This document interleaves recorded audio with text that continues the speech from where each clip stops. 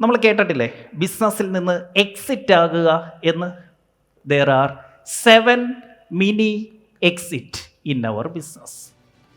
Mini exit 7 ലെവലിൽ നമ്മളുടെ ബിസിനസ്സിൽ നിന്ന് നമ്മൾ പതുക്കെ പുറത്തേക്ക് ഇറങ്ങണം. നമ്മളുടെ ബിസിനസ് മുന്നോട്ട് പോകുന്നതനുസരിച്ച്, വളരുന്നതനുസരിച്ച് നമ്മൾ ഓരോ കാര്യങ്ങളിൽ നിന്ന് നമ്മൾ വിട്ടുകൊടുത്ത് നമ്മുടെ കൈ അതിൽ നിന്ന് എടുക്കണം. അങ്ങനെ ലെവൽ നമ്പർ 1.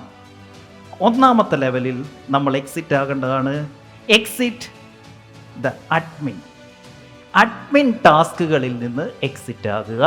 ഇതാണ് ഒന്നാമത്തെ എക്സിറ്റ്. ഒന്നെന്താ? Exit the admin task.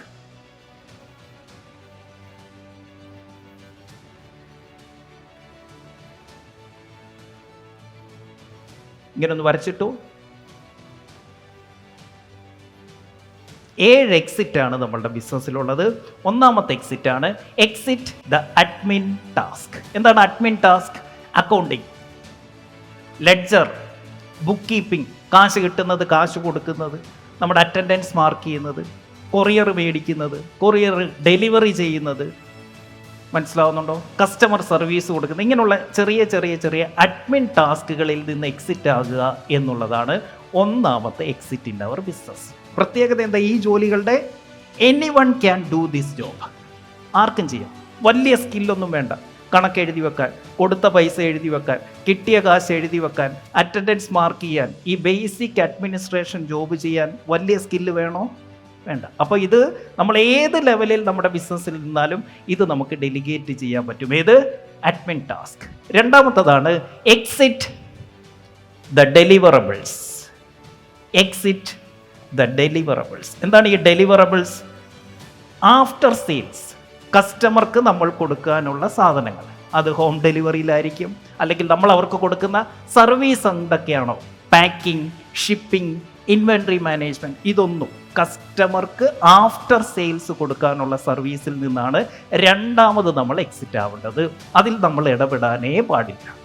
മൂന്നാമത്തതാണ് exit the sales ആക്ടിവിറ്റിയിൽ നിന്ന് എക്സിറ്റ് ആവുക.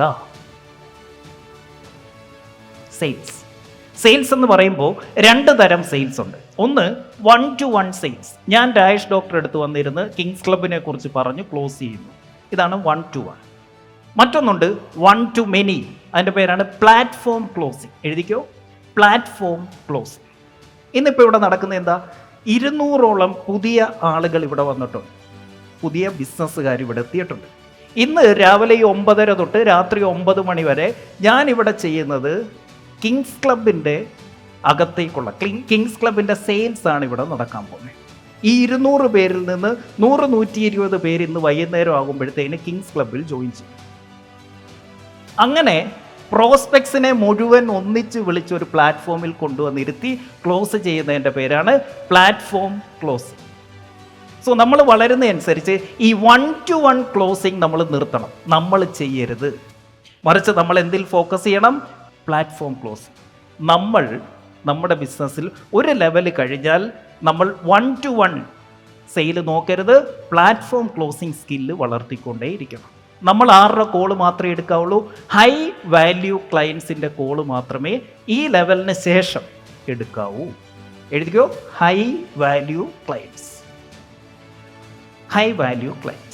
അവരുടെ കോൾസ് ആയിരിക്കണം നമ്മൾ എടുക്കുന്നത്. And exit the sales. അടുത്തതാണ് 4ാമത്തെ exit. Exit the operations. Purchase, stocking, stock management, all these things. നമ്മൾ ഡേ ടു ഡേ ഓപ്പറേഷൻസിൽ സ്റ്റക്കായിരുന്നു കഴിഞ്ഞാൽ നമ്മുടെ ബിസിനസ് വളരില്ല. സോ നമ്മൾ എന്തിൽ എക്സിറ്റ് ചെയ്യണം? Exit the operation side. 5ാമത്തതാണ് എക്സിറ്റ് ദ മാർക്കറ്റിംഗ്. നമ്മുടെ ബിസിനസ്സിൽ നമ്മൾ ലീഡ് ജനറേഷൻ പരിപാടിയില്ല. നമ്മൾ ഈ പറഞ്ഞ ലീഡ് കൺവേർഷനിലേക്കോ ആഡ് സെറ്റ് ചെയ്യുന്നതിൻ്റെ അകത്തേക്കോ ഒന്നും നമ്മൾ ഈ 5ാമത്തെ എക്സിറ്റിന് ശേഷം ഇടപെടില്ല എന്ന് പറയുമ്പോൾ എന്താ ചെയ്യുന്നത്? You will place the right person in the right seat. Correct ആളിനെ കറക്റ്റ് സീറ്റിൽ ഇരുത്തിയിട്ടാണ് നമ്മൾ എക്സിറ്റ് ആവുന്നത്. അപ്പോൾ ആദ്യത്തെ സീറ്റ് ഏതാ? അഡ്മിൻ. 2 ഏതാ? Deliverables. 3 sales. 4 5 marketing. 6 exit the management. Exit the management. Management ടാസ്കുകളിൽ നിന്ന് എക്സിറ്റ് ആവുക. അപ്പോൾ എന്തായി? ആ ലെവലിലാണ് നമുക്ക് CEO, CFO, CO ഒക്കെ വരുന്നത്. പിന്നെ ഹയറിംഗ് നടത്തുന്നത് അവരാണ്, സ്ട്രാറ്റജിക് ഡിസിഷൻസ് എടുക്കുന്നത് അവരാണ്, എല്ലാ കാര്യങ്ങളും ഇൻ്റർവ്യൂ നടത്തുന്നത് ഒക്കെ അവരായിരിക്കും. നമ്മൾ ആ മാനേജ്മെൻറ്റിൻ്റെ പാർട്ടിൽ നിന്ന് എക്സിറ്റ് ആകുന്നു. ഇതാണ് exit number 6. Exit the number 7 exit the company. കമ്പനിയിൽ നിന്ന് നമ്മൾ എക്സിറ്റ് ആവുന്നു.